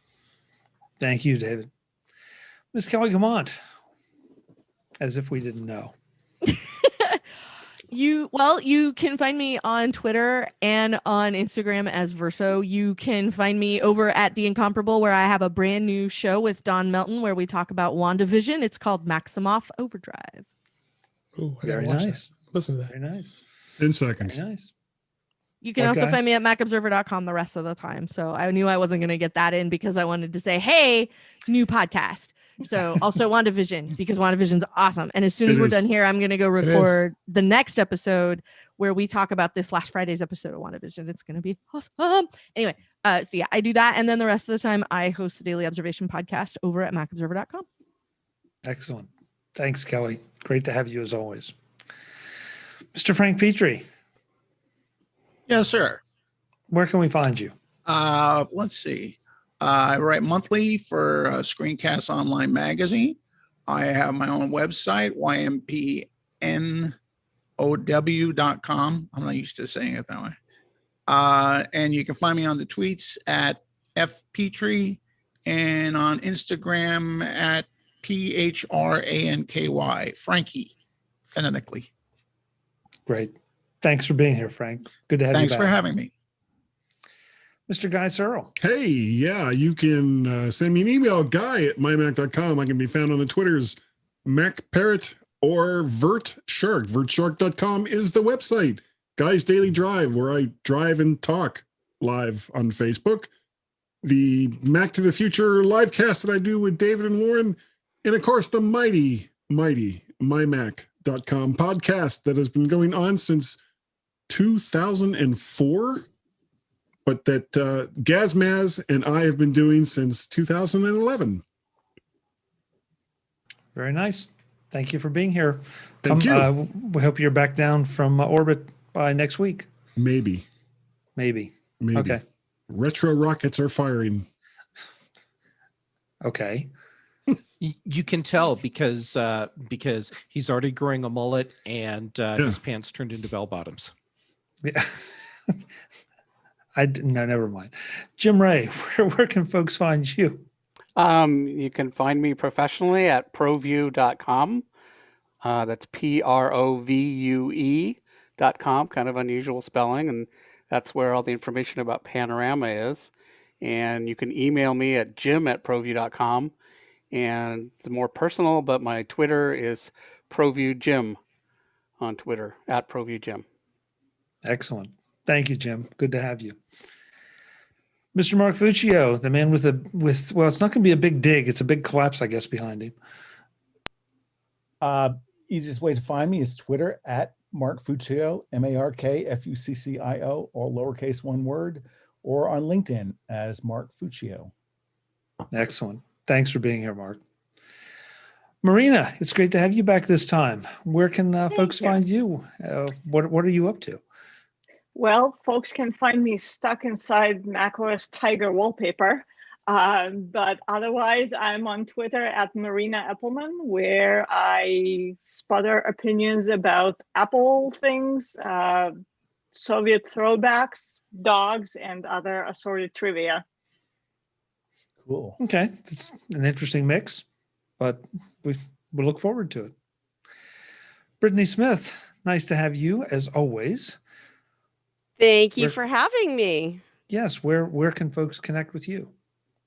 On Twitter, I'm the ADD Liberator, just ADD Liberator. And I did want to plug again my new ADHD guild, running with a friend. If you could know somebody who has ADHD, the website is conquer.consulting. And I'm going to be on an upcoming episode of Productivity in Tech, and I'm really excited about that. Recorded it yesterday. Great. Thanks for being here. We are always glad to have you. Thank you. Last but not least, Mr. Jeff Gamet. Oh, no, wait. We already did, Jeff. You want to do it again, Jeff, just to make up? Yeah. I'm Jeff Gamet. You can find me on Twitter and Instagram. I'm Jay Gamet both places, and on shows like In Touch with iOS, The Big Show, The Mac Show. How was that, Chuck? That was good. Now I feel much better that you didn't get shortchanged. Okay. Folks, I'm Chuck Joyner. This is Mac Voices Live. We do this Tuesday nights at 8 p.m. Eastern, 5 p.m. Pacific on Facebook and YouTube. We'd love to have you join us, just like all the great folks in the chat room did tonight. There were more than we've had so far, so we're slowly building that audience. You could be the next one to join us. Until the next time, and as always, thanks for watching. Good night. And by the way, did you notice how nobody came back to me and said, "What's your pick, Chuck?" I wanted to, and then we just kept going. So, Hey, Chuck, what's your favorite? There was like something about Morse code. You're in charge of that, Chuck. We just figured you picked your nose. It's too late. I know. Well, after Jeff didn't pick it. Crayola red or Crayola orange? Acapulco Gold. I just assumed it was Panorama. See, after Jeff didn't pick it, I assumed Chuck's productivity tool was going to be Maker's Mark.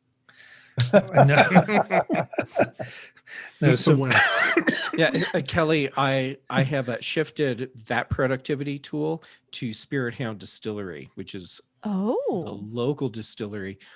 Do tell. They do wonderful whiskey. My favorite gin, like a gin that's so good that you can just.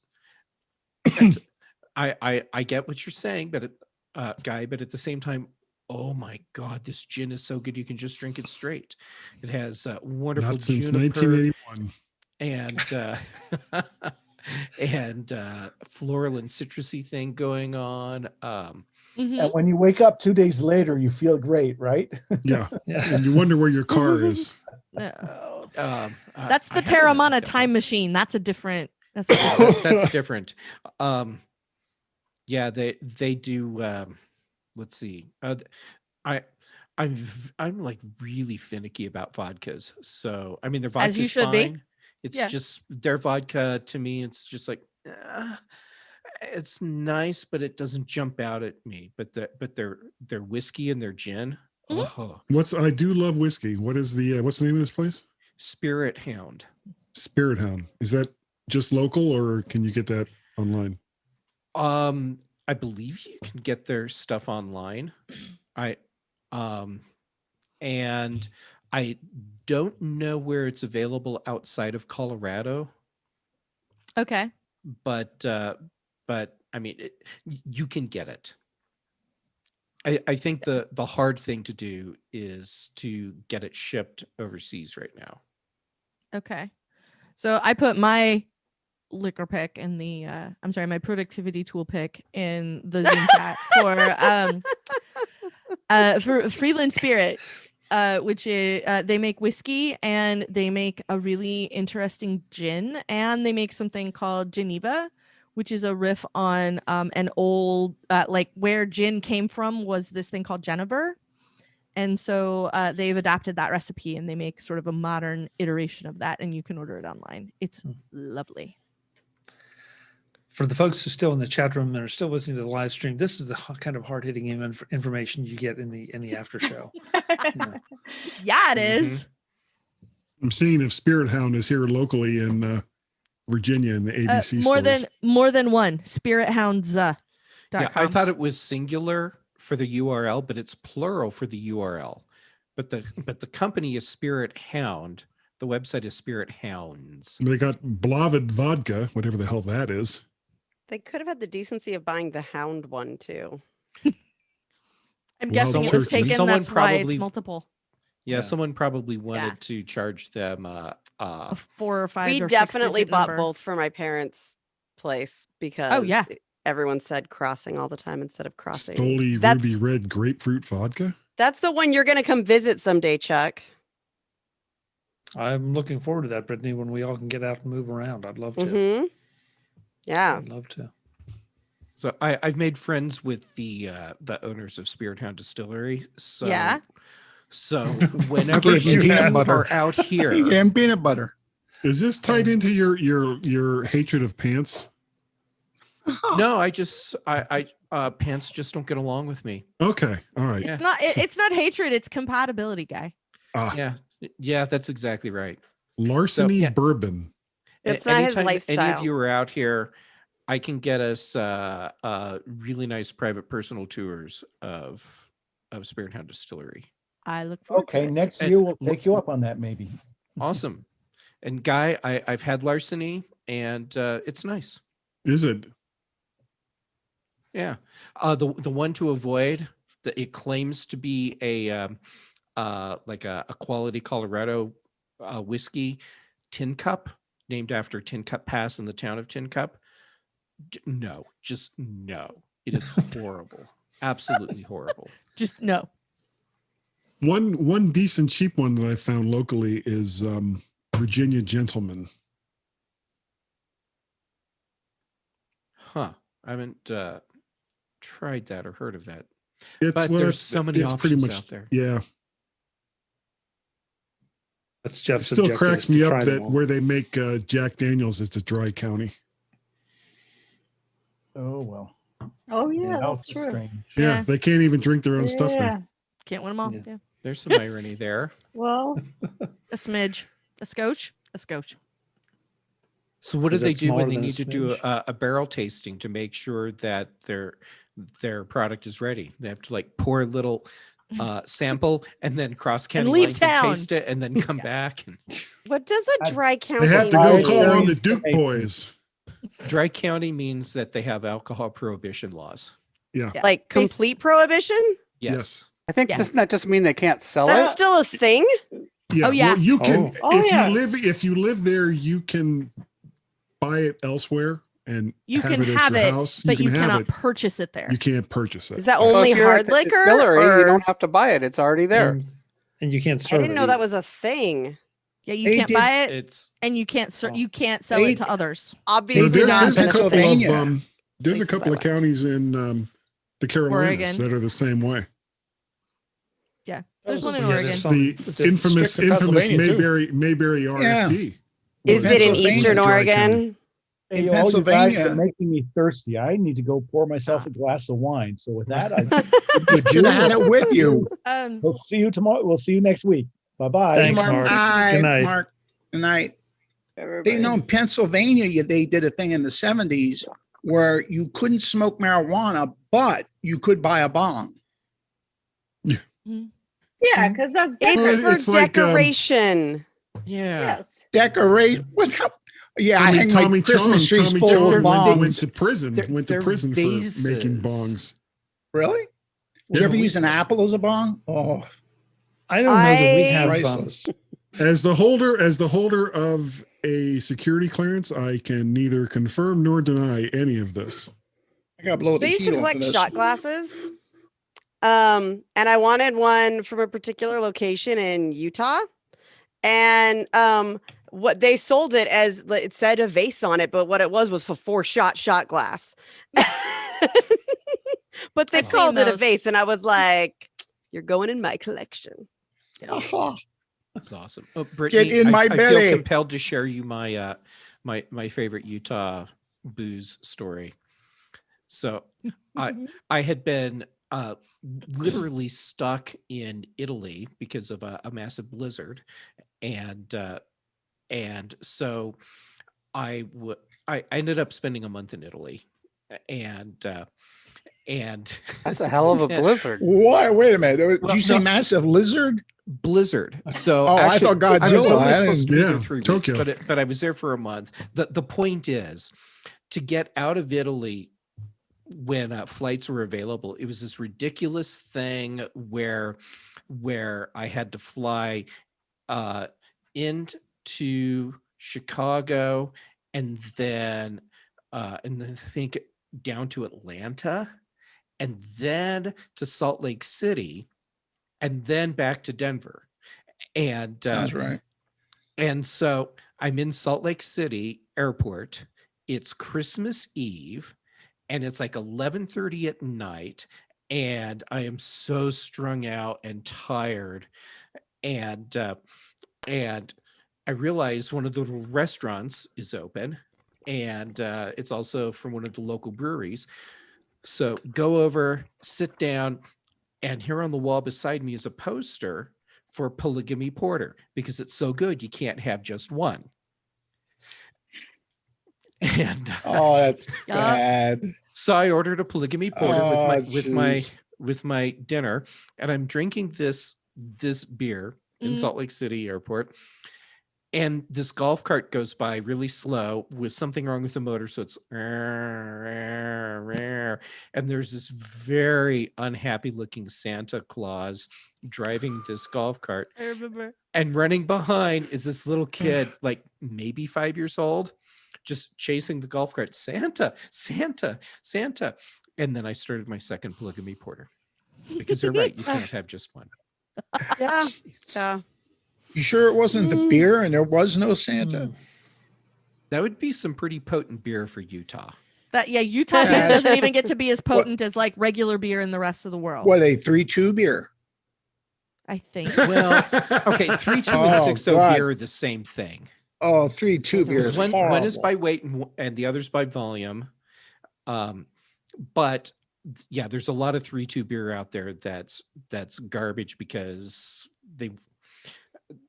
there's states like Colorado that used to have this weird Yeah. liquor law where you can't have 6-0 beer in a grocery store. Yeah. Can't have liquor in Yeah. a grocery store out here either. Yeah, here either. But I Can't think do they're I used Yeah. to do that in West Virginia. I went whitewatering once. We went into town for beer. And all we found was like all these cases of 3-2. It was like you had to drink so much beer. It was insane. Yeah, well, Well, Frank, I don't know down your way. We don't have dry counties, I don't think anymore, but we have dry townships. I think Yeah. we did have one down here in South Jersey, and I for the life of me, I can't remember who it is. In the middle of this pandemic, I can't imagine anybody would be dry at this point. But I think there was one around here. Now One that of you the mention first, it. when they locked everything down, one of the first headlines in Oregon was, "It's cool. The dispensaries are essential." Yeah, they were declared That's right. essential. Are you serious? Yep. Same My thing hand to here. God. Absolutely. Oh, People were yeah. sitting around at home doing nothing. I mean, Like, yeah. No, so the big debate in Michigan was what the dispensaries are essential and the gun stores are not. Yep. Yes. That was Go the hand that in was hand.